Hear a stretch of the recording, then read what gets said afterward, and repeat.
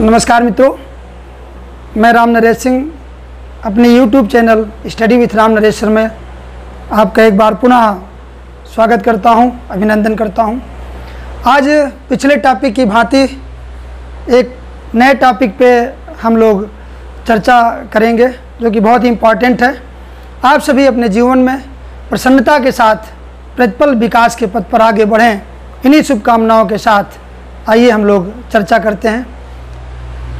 जिस राज्य को जीतने के बाद अंग्रेज़ों ने भारत में ब्रिटिश साम्राज्य की स्थापना की थी, वो राज्य बंगाल एक समृद्धशाली प्रांत, और किस तरीके से अंग्रेज़ों ने बंगाल में आधिपत्य जमाया, उसके बाद धीरे धीरे पूरे भारत को अपने अधिकार क्षेत्र में ले लिया, उसी पे ये टॉपिक संबंधित है।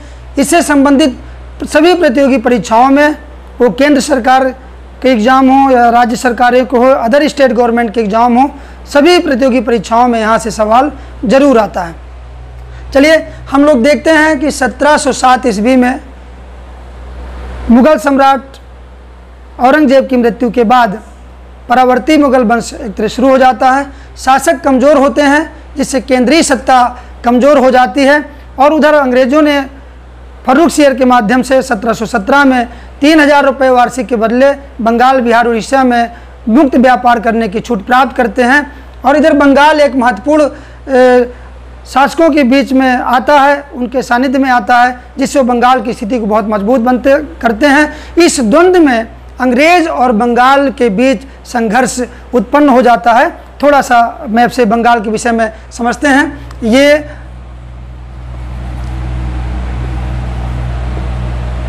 ये आप यूँ समझ लीजिए, ये जो बंगाल का भाग था, उस समय केंद्रीय सत्ता मुगलों की कमज़ोर होने के बाद कुछ क्षेत्रीय राज्यों का उदय होता है, जिसमें बंगाल, अवध, दक्षिण में हैदराबाद, ये महत्वपूर्ण क्षेत्रीय राज्यों का उदय होता है, जिसमें बंगाल अति महत्वपूर्ण राज्य के रूप में उभरता है। उस समय बंगाल में एक विशाल प्रांत था, उसमें बिहार, उड़ीसा भी शामिल थे, साथ साथ जो आज का बांग्लादेश है वो भी उस समय बंगाल में शामिल था। बंगाल की समृद्धि के विषय में इतना कहा जाता है कि यहाँ के सूती कपड़े, मलमल पूरी दुनिया में प्रसिद्ध थे।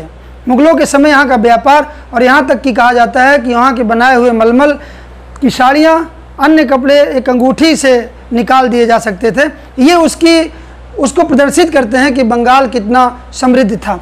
तो चलिए, ये केंद्रीय सत्ता है, मुगल यहाँ कमज़ोर हो रहे हैं, यहाँ बंगाल स्वतंत्र स्थिति में धीरे धीरे आ रहा है, और साथ में ये स्थिति बंगाल के साथ जब आती है तो बंगाल और 1717 अंग्रेज़ों का यहाँ पे दखलंदाजी करना, ये दोनों के बीच में संघर्ष पैदा करता है। 1700 ईस्वी में बंगाल का दीवान औरंगजेब नियुक्त करते हैं मुर्शीद कुली खान को। तो जो पहला जो शासक आता है, जो एक तरह से बंगाल को स्वतंत्रता की ओर ले जाते हैं, उनका नाम है मुर्शीद कुली खान। मुर्शीद कुली खां। 4 नवाब आते हैं प्रमुख रूप से, उसको मैं क्रम से लिख देता हूं, फिर उसके बारे में थोड़ी सी चर्चा कर लेते हैं। दूसरा शुजा-उद-दीन, तीसरा सरफराज खां, चौथा अलीवर्दी खां, और 5वें में सिराजुद्दौला। सन से कभी कभी इसमें सवाल पूछ लिए जाते हैं, बहुत आसानी से हम लोग इसको कर सकते हैं।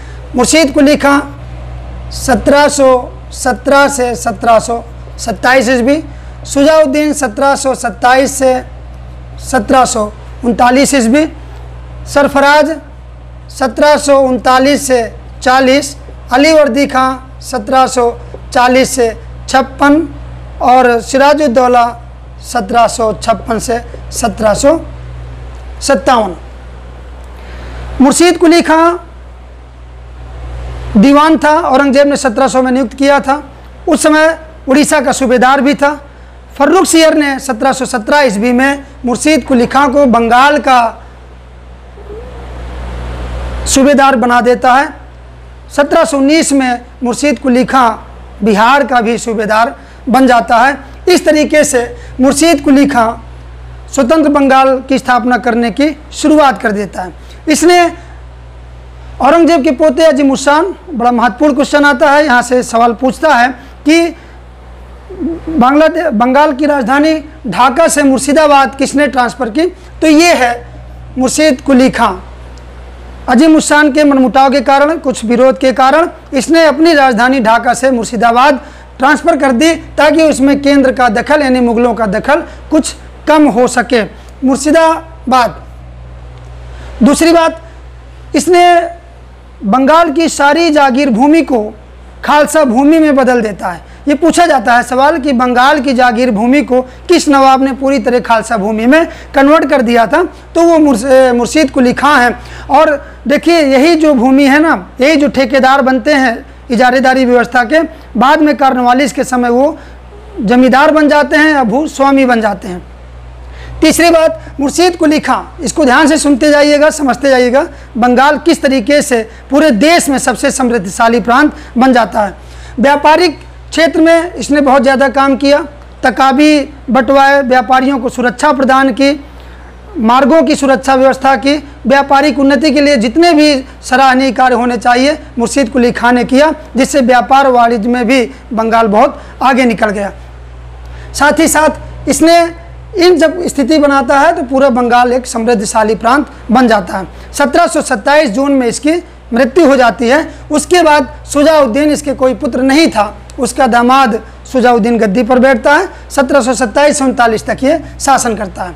तीसरा, फिर उसके बाद सरफराज खां, 1739 में शुजाउद्दीन का पुत्र सरफराज खां गद्दी पर बैठता है और इसकी राजकाज में कोई बहुत दिलचस्पी नहीं थी।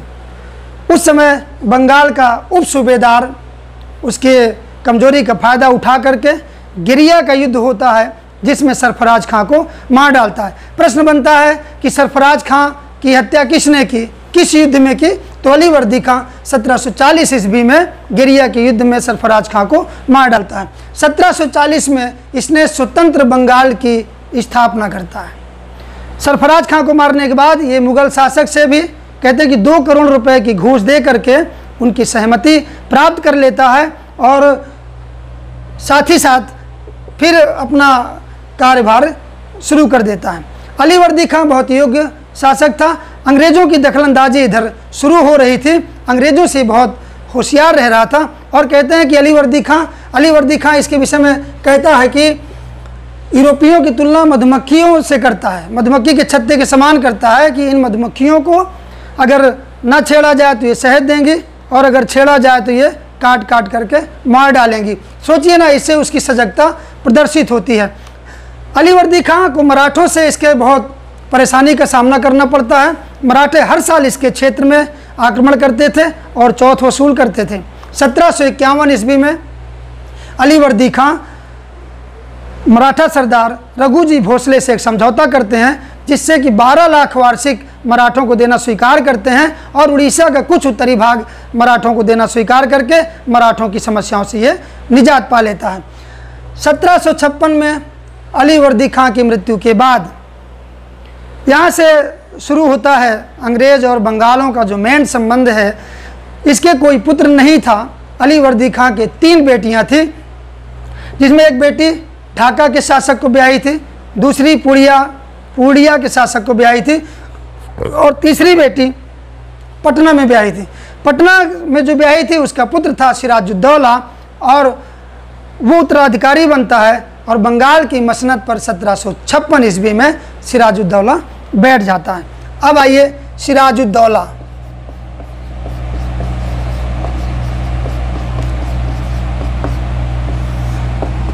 सिराजुद्दौला 1756 से 1797।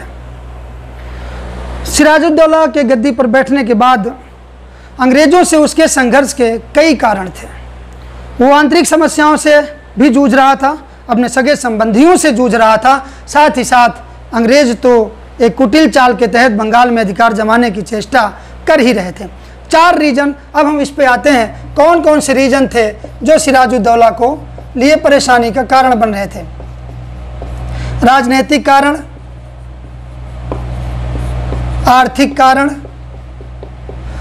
राजनीतिक कारण में हम लोग देखते हैं कि पहला जो कारण ये था कि नवाब के गद्दी पर बैठने के बाद अंग्रेज़ों ने कोई नजराना नहीं दी, कोई भेंट नहीं दी, जो कि हमेशा से होता चला आ रहा था। ये सीधी सी बात है, ये नवाब का अपमान था। दूसरा रीज़न, मीर जाफ़र नवाब को कठपुतली बनाना चाहता था। देखिए नवाब को ध्यान आ रहा होगा, मीर जाफ़र बंगाल के नवाब, बंगाल की सेना का सेनापति, वो बंगाल के नवाब सिराजुद्दौला को कठपुतली बनाना चाहता था और साथ ही साथ उसकी लालसा थी, लालच था, बंगाल की गद्दी पर अधिकार भी जमाना चाहता था। तीसरा पॉइंट, घसीटी बेगम जो सिराजुद्दौला की मौसी थी, वो अपने गोद लिए हुए पुत्र को बंगाल की गद्दी पर बिठाना चाहती थी। चौथा, पूड़िया का शौकत जंग जो भी उसकी मौसी का ही लड़का था, उसकी भी नज़रें बंगाल की गद्दी पर गड़ी हुई थी। तो शौकत जंग को तो इसने मनिहारी के युद्ध में, किस युद्ध में, कभी सवाल ये पूछ सकता है कि शौकत जंग को किस युद्ध में सिराजुद्दौला ने पराजित किया और मार दिया, तो वो मनिहारी का युद्ध था। इस तरीके से इन राजनीतिक कारणों में पूड़िया से वो पूरी तरह मुक्त हो जाता है, लेकिन जो उसका खुद का सेनापति था और मौसी थी, ये षड्यंत्रकारियों का शिकार हो जाती है, जिसको हम लोग अभी आगे देख रहे हैं। आर्थिक कारण, आर्थिक कारण में अंग्रेज दस्तक प्रथा का दुरुपयोग कर रहे थे। जैसा कि आप जानते हैं, फर्रुख सियर ने भी 1717 में 3000 रुपये वार्षिक के बदले बंगाल में मुक्त व्यापार करने की छूट दे दी थी। एक उन्हें विशेषाधिकार था, उस विशेषाधिकार को वो कंपनी के कर्मचारी, कंपनी अपने साथ साथ दूसरे लोगों को भी अधिकार प्रदान करके उस प्रथा का दुरुपयोग कर रही थी। तीसरा पॉइंट, इसके बाद नवाब अंग्रेज किलेबंदी करने लगते हैं। फ्रांसीसियों से भयभीत होकर या फ्रांसीसियों से अपनी स्थिति को मजबूत करने के लिए अपने जो उनकी कोठियाँ थी उनके किलेबंदी करने लगते हैं। नवाब उनको मना करता है। फ्रांसीसी तो मान जाते हैं लेकिन अंग्रेज नहीं मानते हैं। एक रीज़न जो कि सीधी सी नवाब की आज्ञा का उल्लंघन है, जबकि नवाब उनकी सुरक्षा का पूरी तरह आश्वासन देता है। तीसरी बात ये रहती है, अगली बात, कृष्ण बल्लभ जो कलकत्ता काउंसिल में नवाब के विरोधी का पुत्र था, राजबल्लभ का पुत्र था, उसको वो शरण देते हैं। नवाब उनसे कृष्ण बल्लभ की मांग करता है, जिसे कंपनी ठुकरा देती है। तो ये भी सीधा सीधा नवाब की आज्ञा का उल्लंघन होता है। इन कारणों के बाद नवाब क्रोधित होता है और अंग्रेज़ों की कासिम बाजार फैक्ट्री पर आक्रमण कर देता है। कासिम बाजार की फैक्ट्री 4 जून 1700, कासिम बाजार ये आपको याद करना होगा, 4 जून 1756 में अधिकार कर लेता है कासिम बाजार में। उसके बाद 15 जून 1756 ईस्वी को कलकत्ता पर आक्रमण कर देता है और 5 दिन के उपरांत 20 जून 1756 को कलकत्ता पर नवाब का अधिकार हो जाता है। और यहीं पे एक महत्वपूर्ण घटना घटती है। कलकत्ता का जो नेतृत्व कर रहा था हालवेल, मिनचिन खां सेनापति था, गवर्नर वहाँ का ड्रेक था। ये लोग जा कर के फुल्टा द्वीप में शरण लेते हैं और कहते हैं ना कि फुल्टा द्वीप उस समय ज्वरग्रस्त द्वीप के नाम से जाना जाता था, और हालवेल समर्पण करता है। इसी हार से, इसी समर्पण से दुखी होकर के एक मनगढ़ंत कहानी हालवेल शुरू करता है। आप सभी लोग जानते होंगे, ये 20 जून 1756 की कहानी है। कहते हैं ये हालवेल उसको लिखता है कि अंग्रेज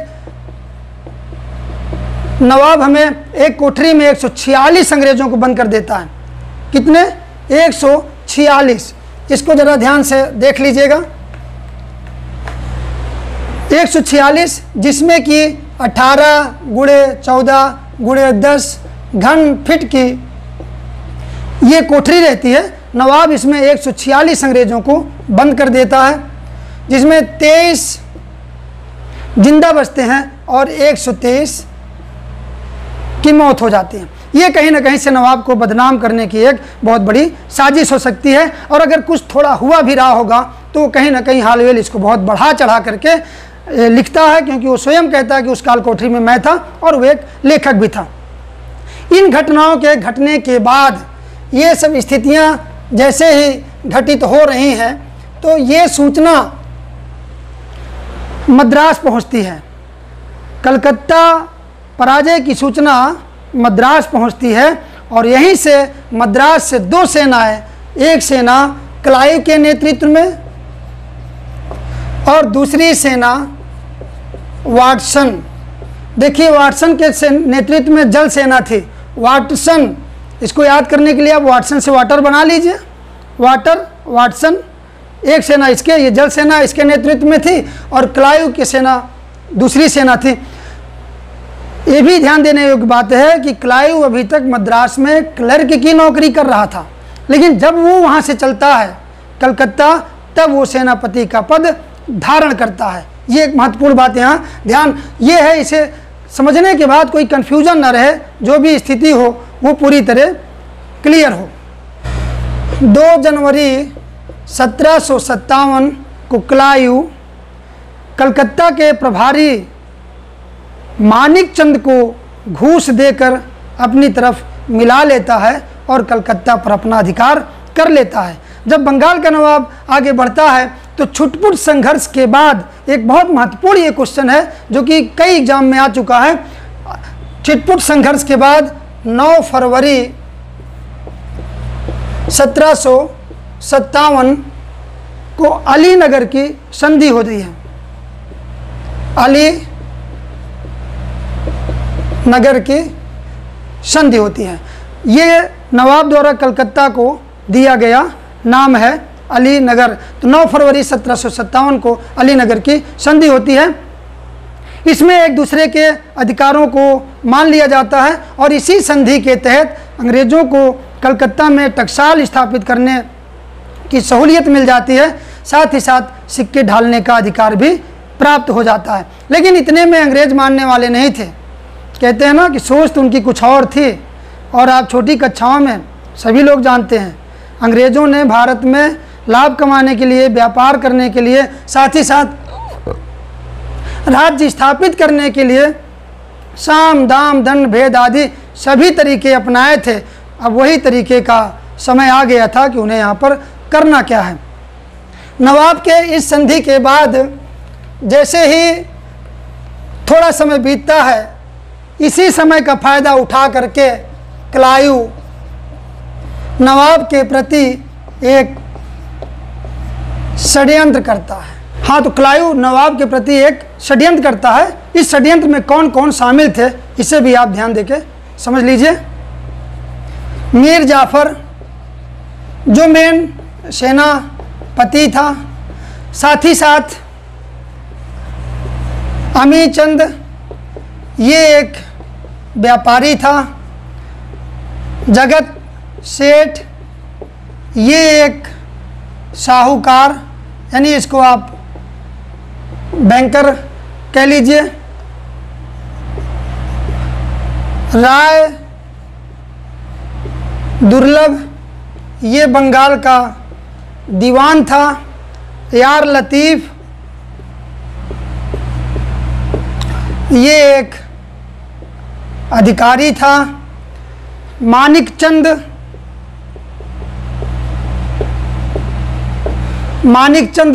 ये कलकत्ता का प्रभारी था।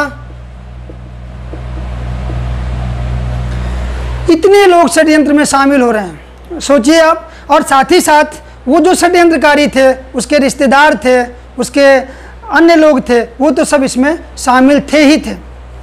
जब ये षड्यंत्र की बात हो जाती है, इसमें अमी चंद जो है, ये अमी चंद इन सारे लोगों से क्लाइव की बात करवाता है और क्लाइव और नवाब के बीच में जो मीडिएटर की जो भूमिका निभाता है वो मीर जाफर है। ये भी आपको कंफर्म करना है। इसमें सब सारी बातें क्लियर हो जाती हैं। षड्यंत्र तैयार हो जाता है बंगाल के नवाब के प्रति। उसमें अमी चंद ये कहते हैं, बीच में अमी चंद कहते हैं कि मैं भंडा फोड़ दूंगा। सोचिए आप, सभी को अपनी अपनी लगी थी कैसे लाभ कमा लें, कैसे अधिकार पालें।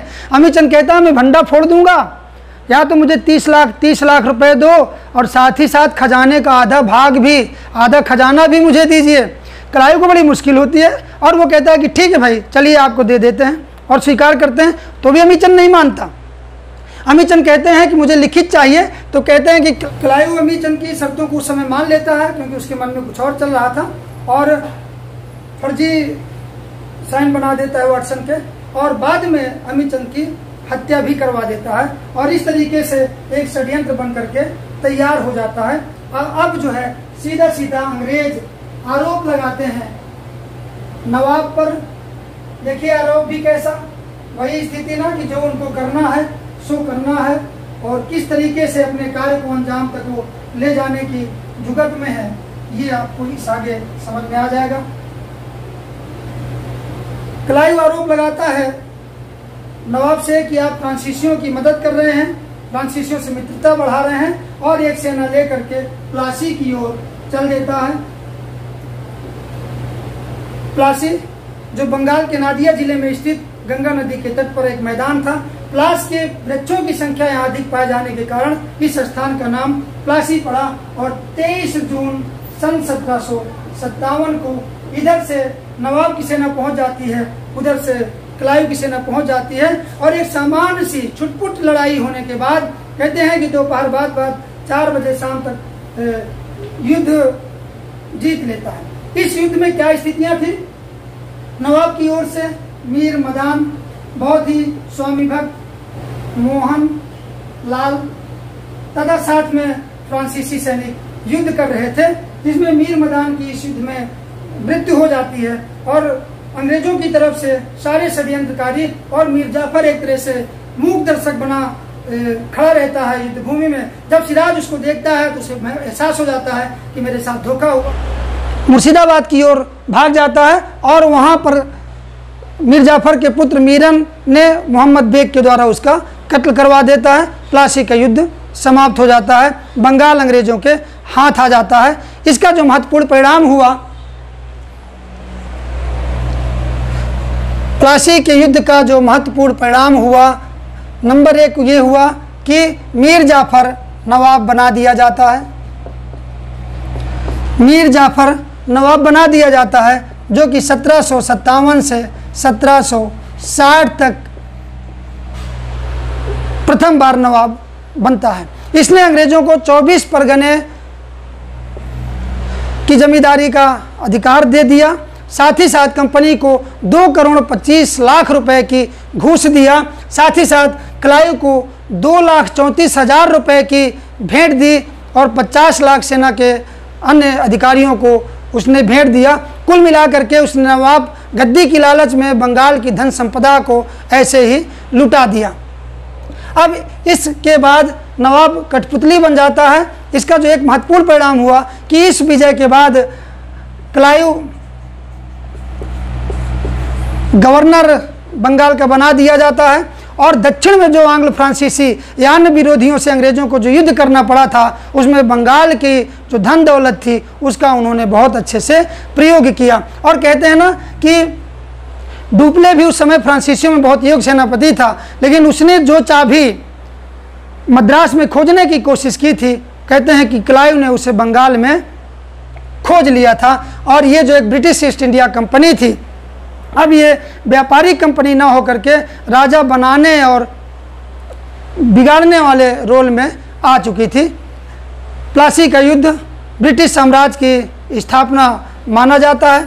अगला युद्ध जो बक्सर होता है, जो एक तरह से ब्रिटिश साम्राज्य को एक स्थायी कर देता है कि भारत में यही लोग शासन करेंगे, उसे हम लोग नेक्स्ट वीडियो में देखेंगे। और इसमें ये देखते हैं कि क्लाइव जब यहाँ से जाता है, क्लाइव के ऊपर भी महाभियोग चलता है, लेकिन बाद में वो महाभियोग से बरी कर दिया जाता है। लेकिन क्लाइव ने इतना ज़्यादा उसको आत्मग्लानि होती है कि वो इंग्लैंड में जाकर के आत्महत्या कर लेता है। इसके बारे में कहा गया है, मेल्सन का कथन है कि इतना तात्कालिक, स्थायी और प्रभावशाली परिणाम देने वाला कोई दूसरा युद्ध नहीं था, क्योंकि इतनी आसानी से, और कुल मिलाकर अगर देखें तो ये क्लाइव की कूटनीति और षड्यंत्र की विजय थी, जिसमें वो सफल होता है।